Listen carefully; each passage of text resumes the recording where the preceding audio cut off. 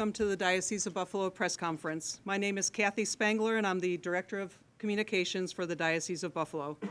Thank you for coming and joining us for what is a very important and special day. The following will be our agenda for the coming time. First, you will hear from Bishop Edward Scharfenberger, Bishop of the Diocese of Buffalo, and now newly appointed Apostolic Administrator for our great Diocese of Buffalo. Following Bishop Ed's comments, we'll open the floor to questions from our friends in the media, and we'll call on each of you to ensure that everyone has a chance to ask questions. So without further ado, please welcome Bishop Scharfenberger. Thank you. Thank you so much. Thank you very much. Thank you. Thank you very much. Thanks so much. My family just got a little bigger. I'm, as you know, as Kathy said, I'm the Bishop of the Diocese of Albany. I've been there since April the 10th, 2014, and we have about 300,000 good people, Catholic people there too, large diocese, almost the size of the state of Massachusetts. But now I have 700,000 more folks, and I like to think of you all as family as well too. I feel a little bit like the neighbor down the block, and I've realized that this family has been suffering quite a bit in recent months and years. And my heart just goes out to you, and what I see is a need for a tremendous amount of healing, good conversation, honest conversation, openness. I just got back, as you know, from what is known as an ad limina visit, in which bishops from various regions of the United States visit with the Holy Father. And I think of our meeting with Pope Francis, you know, when the bishops from New York State were with him. And I remember one of the first things he said is he looked at each and every one of us and said that we're family. I would like to encourage frank conversation. Do not be afraid. Speak what's on your mind. Speak what's in your heart. And he said something which I thought was very humble on his part. He said, you know, I don't understand everything about the United States, about what you're dealing with. I know that you suffer quite a bit. I know that you find it's been very, very difficult, you know, ministering as bishops, as fathers of families that are hurting. But I want you to be able to speak from your heart. And that is this tone that I would like to establish right here, right now. And I want to also say I'm very thankful for all of the members of the press and the media that are here. I highly respect your position as professionals. And I thank you for the work that you have done. I think in many ways we would not be where we are today, and we still have a lot of work to do and to go forward. But the revelations that have been so painful, that have been so difficult for us to face up to because they were so shocking. And I'm speaking not just of Albany, but the church in the United States and ultimately around the world, would not have been possible without the good work that you're doing.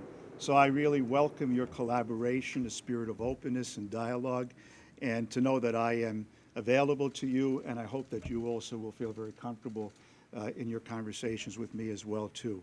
And that having been said too, and I'm glad that the department heads are here.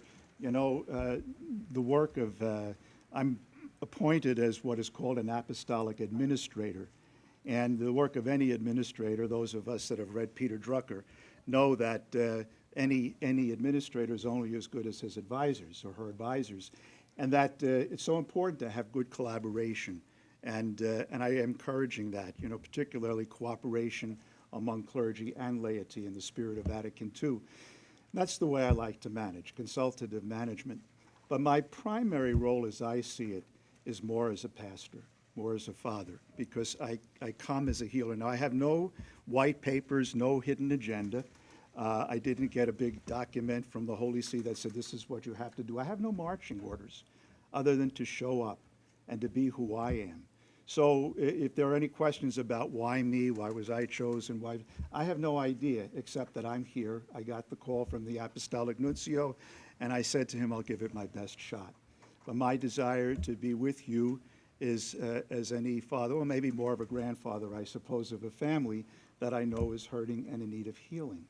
So my first priorities will primarily be to listen. I want to hear what's in your heart and what your concerns are. Where you think we should go. This is only my first day here, so I don't come here with a preconceived plan of what I'm going to do. I want to hear from you. And whatever I do, I want to be something that will build up our friendship, build up our family. We're all family. the survivors of sexual abuse are our family. I want everyone to know that we will treat them with respect. I continue, as I do in the Diocese of Albany, to say, as I do in Albany, if you see something, say something. Never be afraid to come forward. You will be treated with respect. And that the processes, if there's need to change some of them, we will do that. If those that are working, we'll continue to follow them as well, too. But they'll be done with openness, candor, and transparency. I can't help but think, recently I attended a conference involving priests that were themselves the survivors of sexual abuse. And I remember saying at one point, I can't think of speaking to a congregation every time I speak without thinking that maybe a good 20 or 25% of those folks that I'm preaching to have suffered in some way from abuse. Maybe not a sexual abuse by clergy, which is so traumatic, but some form of maybe domestic violence, or some form of anybody that's grown up in a home where there's alcohol or substance abuse knows what that's like, the insecurity and all that, the boundaries that are crossed, how many people are suffering, and not to mention victims of human trafficking and other forms of violence, sexual and otherwise. And one of the priests said to me, Father Ken from Kalamazoo, he said, the figures show is actually as high as 50%. So we're all hurting in some way, and even if it's not personal, as members of families, as friends. So we have to develop a sense of openness and trust as family members do, and a great patience.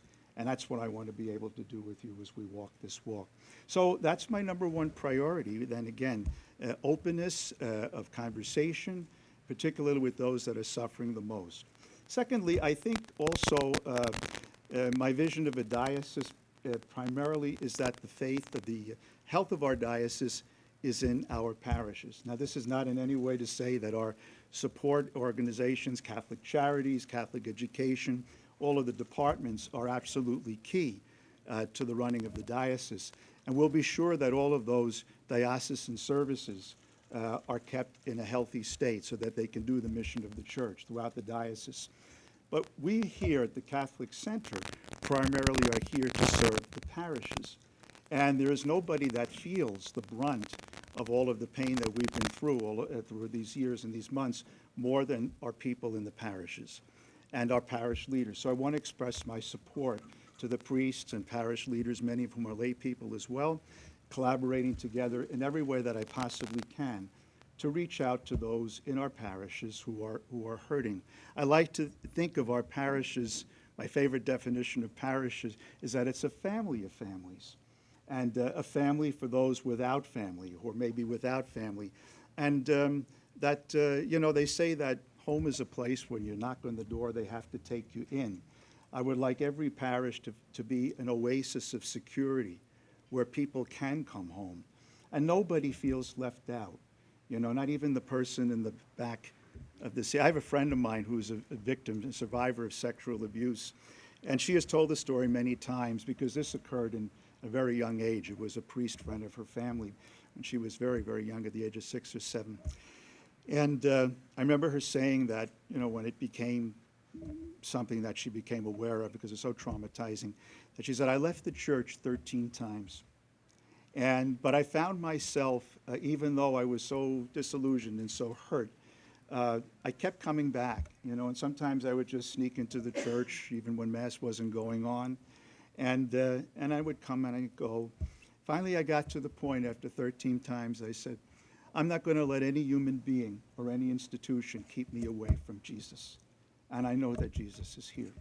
So she returned to the church. She's a full practicing Catholic. She's telling her story, and maybe you'll get a chance to hear from her sometime too. She's a close friend. And I think there are many folks like that too, are looking to find a path back. But there may be some obstacle there, maybe somebody they met. How many times we've heard stories as Catholics, I go way back to the 50s. I was born in 48, where you hear somebody that had a terrible experience in the confessional. You did what? Or somebody that felt unwelcome and never got over that, And so we need to open doors up and open hearts up. And a lot of times people say, how you're going to restore the trust. And there's no question that trust has been broken or compromised. And I have to be honest, I feel a little uncomfortable with that. And I'm going to be frank because, that's my background. I come from Brooklyn. I'm a straight shooter. I speak it what's in my heart. But sometimes I feel like, a husband has been unfaithful to his wife and says, well, how many bunches of flowers do I have to send you till you finally take me back and trust me again? It goes much deeper than just performing acts, ritual acts.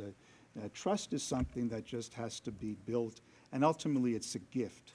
So I would say to any one of you who may not trust me or trust people in my position as a priest or as a bishop or clergy, first of all, don't judge us all as a class.